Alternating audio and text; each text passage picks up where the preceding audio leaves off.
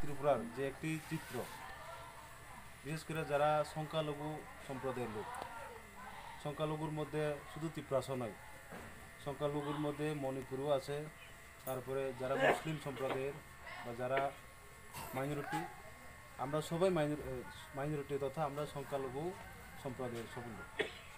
তো অনেক সময় আমরা হয়তো আমরা বুঝতে বুঝতে অনেক বছর হয়ে গেছে, কিন্তু আমি একটা কথাই আমার মনে যে অত অত বছর পর আমরা সবাই বুঝে গেছে যে ত্রিপুরা রাজ্যে শুধু জাতি উপজাতি এবং যারা সংখ্যালঘু, যারা সংখ্যাগরিষ্ঠ, এভাবে তারা 70-72 বছর ধরে তারা রাজনৈতিক ফায়দা করার জন্য তারা রাজনীতি করে গেছে। তো আমরা এই 70-72 বছরে বাম শাসন দেখেছি, এবং গত 2018 আগে যে প্রতিশ্রুতি নিয়ে বিজেপি সরকার বা বিজেপি আইপিএফটি যেভাবে প্রতিশ্রুতি দিয়ে মানুষের কাছে মিথ্যা প্রতিশ্রুতি নিয়ে সরকার করার জন্য যেগুলো প্রতিশ্রুতি দিয়েছিল, আমার আগে যারা বক্তব্য দিয়েছেন যে তপন বাবু, উনি ভালো কথা বলেছেন যে বিজেপি শুধু মিথ্যা প্রতিশ্রুতি দিয়েছে। আমরা দেখেছি 2018 তারা বিধানসভা ভিশন ডকুমেন্টে কী লিখেছিল, তারা 299টি তারা একটি ভিশন ডকুমেন্ট তারা বাইর করেছিল। সেখানে আমরা দেখেছিলাম যে ত্রিপুরা রাজ্যে যদি বিজেপি সরকার গঠন করতে পারে তাহলে তারা বছরে 50,000 বেকারদের রোজগার করার সুবিধা করে দিবে। আরও কত কিছু তারা প্রতিশ্রুতি দিয়েছিল। রেগার মজুরি 340 টাকা দেওয়ার কথা ছিল। আরও 10,323 যারা ভিকটিম তাদেরকেও ন্যায় দেবে, এরকম তারা ইলেকশন আগে তারা কিন্তু এইসব প্রতিশ্রুতি দিয়েছিল।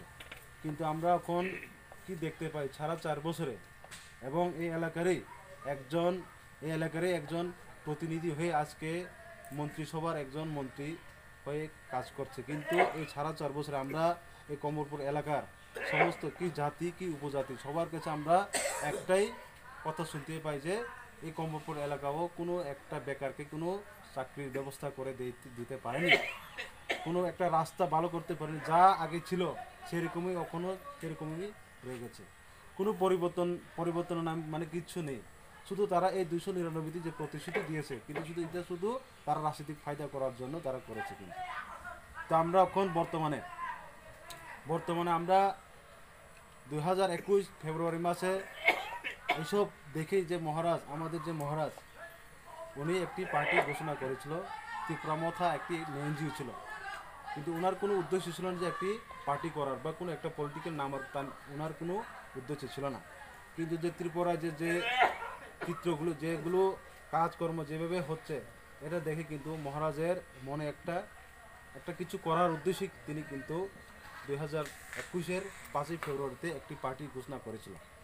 তো আমরা কি দেখেছি, শুধুমাত্র 2 মাসের ব্যবধানে তিনি যেভাবে এডিসির গত 2021-এর এপ্রিল মাসে যেভাবে শুধুমাত্র 2 থেকে আড়াই মাস সময় নিয়ে কিন্তু একটি পার্টি গঠিত করে তিনি যেভাবে জয়লাভ করেছে, এটাতে আমরা স্পষ্ট হয়ে গেছে ত্রিপুরা মানুষ এখন এরকমই একজন লিডারের প্রয়োজন।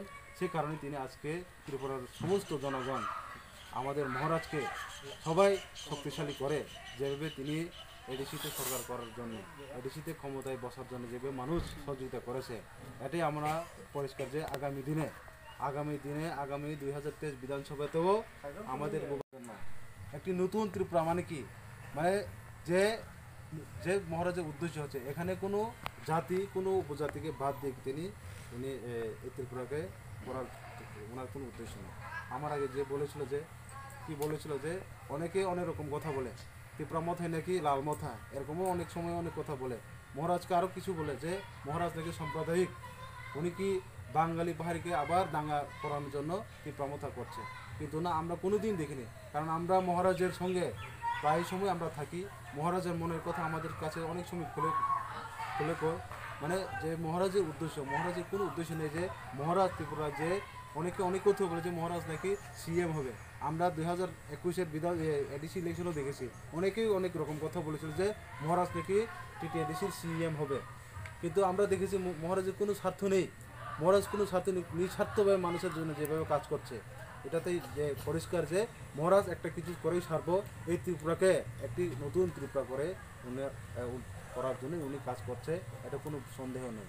তাই আমি আপনাদের কাছে একটাই অনুরোধ করব যে আগামী 2023 বিধানসভাতে আমাদের মহারাজকে আরও শক্তিশালী করার জন্য, মহারাজকে আরও শক্তিশালী করে আমরা ত্রিপুরাকে আমরা নতুন ত্রিপুরা করে আমরা হয়তো আগামী দিনে আমরা 2023 বিধানসভার পরে মহারাজ কথাও বলেছিল, কথাও বলেছে, আমি সোনাদাওকে কথা বলেছিলাম যে আপনারা হয়তো মনে মনে ভাবছেন বোধ যে আমরা মণিপুরি সম্প্রদায়ের লোক, আমরা যদি মহারাজের সঙ্গে যাই আমাদের কি হবে, আপনারা হয়তো আপনার মনে কিছু একটা সন্দেহ থাকতেই পারে।